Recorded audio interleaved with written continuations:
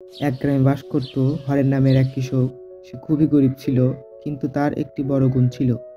সে ছিল অত্যন্ত পরিশ্রমী। প্রতিদিন ভোরে উঠে সে খেতে কাজ করত। রোদ বৃষ্টি ঝড় কোনো কিছুই তাকে থামাতে পারত না। গ্রামবাসীরা তাকে দেখে বলতো, হরেন ভাই, এত কষ্ট কেন করেন?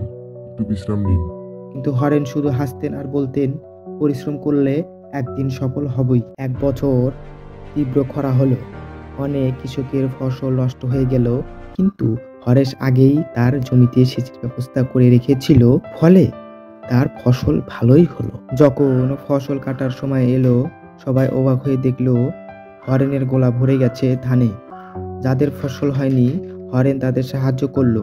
কারো ঘরের চাল পাঠালো, কারো ঋণ শোধ করলো।